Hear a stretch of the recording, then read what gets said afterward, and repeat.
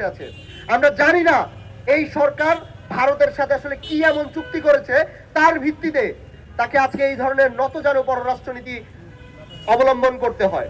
সীমান্তে যখন দুইজন নাগরিককে হত্যা করা হলো, বাংলাদেশি নাগরিককে, তখন বাংলাদেশ সরকার থেকে এক অদ্ভুত নীরবতা আমরা লক্ষ্য করলাম।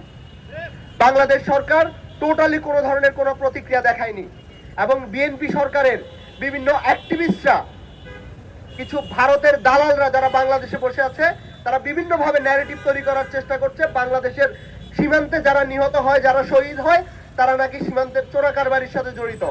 আমরা তাদেরকে ধিক্কার জানাতে চাই যে তারা বাংলাদেশের সার্বভৌমত্বের উপরে এই ধরনের আক্রমণকে জাস্টিফাই করার জন্য বসে আছে। আমরা জানি না এই সরকার ভারতের সাথে আসলে কি এমন চুক্তি করেছে তার ভিত্তিতে তাকে আজকে এই ধরনের নতজানু পররাষ্ট্রনীতি অবলম্বন করতে হয়। আমরা যখন দেখতে পারি যে নেপাল একটা ছোট রাষ্ট্র হয়েও তারা ভারতকে চ্যালেঞ্জ জানাতে পারে, ভারতের চোখে চোখ রেখে এই পররাষ্ট্রনীতি নিয়ে তারা কথা বলতে পারে, কিন্তু সেই জায়গায় বাংলাদেশ অনেক দিক থেকে নেপালের থেকে বেশি স্বয়ংসম্পূর্ণ হওয়ার পরেও বাংলাদেশ তার যে রাজনৈতিক অবস্থান, শক্তিশালী পররাষ্ট্রনীতি সেটি নিতে পারে না। আমরা দেখতে পারি যে বাংলাদেশ সরকার যখন প্রত্যেকটা সেক্টরে ফেল হচ্ছে, তখন তার মন্ত্রীদের কাছ থেকে, প্রধানমন্ত্রীর কাছ থেকে শুধুমাত্র স্টান্টবাজি আর স্টান্টবাজি। আমরা দেখতে পারি যে প্রধানমন্ত্রী তার স্ত্রীকে নিয়ে গাড়ি চালাচ্ছেন। আমরা দেখতে পারি প্রধানমন্ত্রী বৃষ্টিতে তার স্ত্রীর মাথার উপরে ছাতা নিয়ে তারা বৃষ্টিতে একসাথে হেঁটে যাচ্ছেন। জায়মা রহমান পায়ে হেঁটে অমুক জায়গায় গেলেন, প্রধানমন্ত্রী পায়ে হেঁটে অমুক জায়গায় গেলেন, প্রধানমন্ত্রী হচ্ছে অমুকের বিয়ে খাইতে গেলেন, বিয়েতে দেরি হবে এই জন্য হচ্ছে তিনি আগেই বিয়ের অনুষ্ঠান থেকে চলে আসছেন। এই ধরনের স্ট্যান্ডবাজি, একটার পর একটা স্ট্যান্ডবাজি করা ছাড়া আর কিছুই তারা দিতে পারে নাই।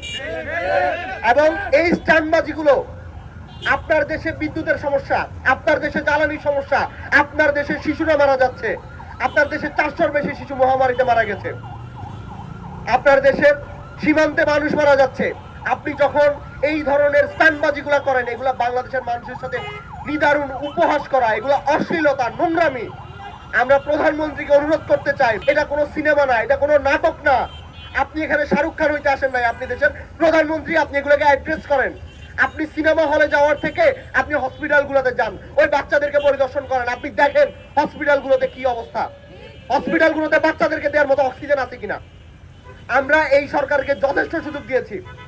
আজকে 400 শিশু মারা যাওয়ার পরে আমরা আজকে রাস্তায় নেমেছি, কারণ হচ্ছে আমরা জানি এই সরকারের অনেকগুলো সক্ষমতার অনেক অভাব রয়েছে। এটা বাংলাদেশের প্রত্যেকটা সরকারকে এটা ফেস করা লাগে।